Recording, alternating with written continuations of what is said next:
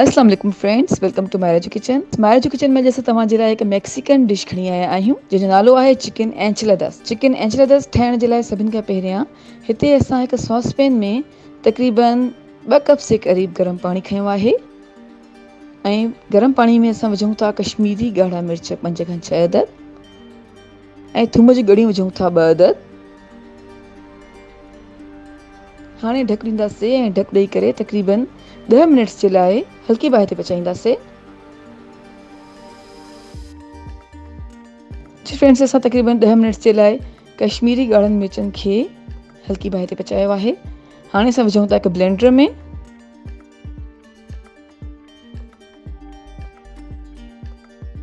ऐं गॾु ई विझूं था ज़ीरे जो पाउडर 1 टीस्पून ऐं लूणु विझूं था। तव्हांखे जेतिरो पसंदि हुजे घटि या वधि तव्हां विझी सघो था। असां हस्बे ज़रूरत खयो आहे। हाणे असां चङी तरह सां ब्लेंड कंदासीं ऐं हिकिड़ो पेस्ट तयारु करे छॾींदासीं। जी फ्रेंड्स, असां चङी तरह सां ब्लेंड करे कश्मीरी ॻाढ़नि मिर्चनि जो हिकु पेस्ट तयारु करे छॾियो आहे। हाणे असां हिते खयो आहे हिकु फ्राइंग पैन ऐं फ्राइंग पैन में असां ज़ैतून जो तेल विझूं था 2 टेबल स्पून ऐं कश्मीरी ॻाढ़नि मिर्चनि जो सॉस विझूं था। सॉस विझण खां पोइ चङी तरह सां मिक्स कंदासीं। चङी तरह सां मिक्स करे छॾियो आहे त हाणे असां टमेटो प्यूरी विझूं था 1 कप, पाणी विझूं था 1 कप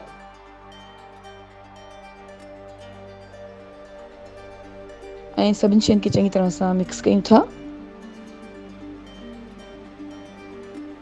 सभई शयूं चङी तरह सां मिक्स करे छॾियूं आहिनि। हाणे विझूं था पेपरिका पाउडर 1 टीस्पून ऐं तक़रीबन 10 मिनट्स जे लाइ हल्की बाहि ते पचाईंदासीं।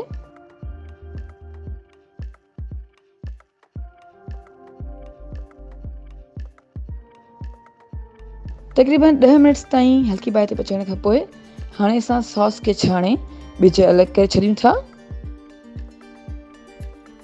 ऐं ॿिज अलॻि करे छॾिया आहिनि त हाणे असां सॉस खे हिकु साइड ते रखी छॾींदासीं। हाणे असां हिकु पतीलो खयो आहे। पतीले में पाणी विझूं था 2 कप्स,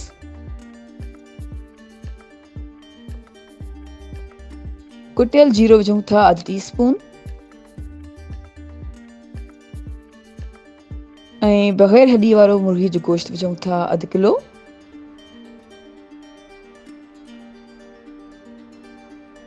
वाइट पेपर पाउडर विझूं था 1 टीस्पून,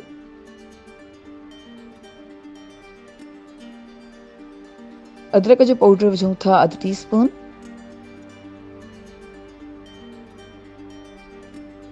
खुश्क रोज़मेरी विझूं था 1 टीस्पून ऐं खुश्क ऑरिगेनो आहे 1 टीस्पून ऐं लूणु विझूं था तक़रीबन 1 टीस्पून जे बराबरि। तव्हां चाहियो त घटि या वधि करे सघो था। पेपरिका पाउडर विझूं था 1 टीस्पून ऐं हाणे ढक ॾेई करे मुर्गीअ जो पाणी खुश्क थियण ताईं विचोली बाहि ते पचाईंदासीं। जी फ्रेंड्स, असां मुर्गी जो पाणी खुश्क थियण ताईं विचोली बाहि ते मुर्गी खे पचायो आहे ऐं मुर्गी ॻरी चुकी आहे ऐं असां मुर्गी खे नंढनि नंढनि पीसिस में कट करे छॾियो आहे। मुर्गी जा नंढा पीसिस करण खां पोइ हाणे असां विझूं था मोज़रेला चीज़ 1 कप,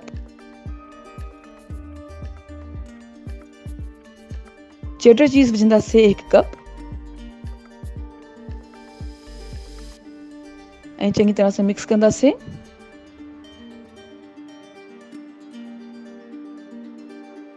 हाणे असां हिते हिकु बेकिंग डिश खणी आहे ऐं बेकिंग डिश में असां कश्मीरी सॉस लॻाईंदासीं।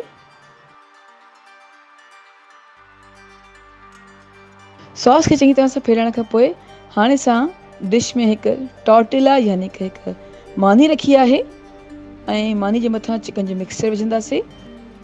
मानी जे मथां चिकन जो मिक्सचर विझण खां पोइ असां मानी जो रोल ठाहे छॾियो आहे ऐं साॻी तरह सां असां सभई रोल्स ठाहे छॾींदासीं।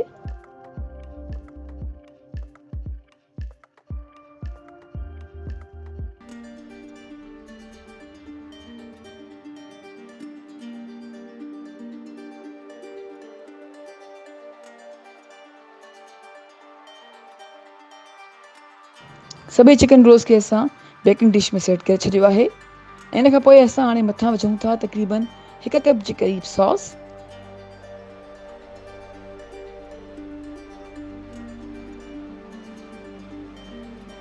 ऐं सॉस विझण खां पोइ हाणे असां विझूं था चेडर चीज़ 2 कप्स।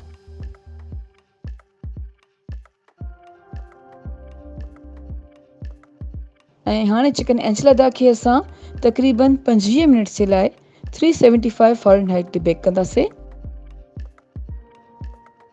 जी फ्रेंड्स, असां तक़रीबन 25 मिनट जे लाइ 375 फ़ारेनहाइट ते चिकन एंचिलादा खे बेक कयो आहे।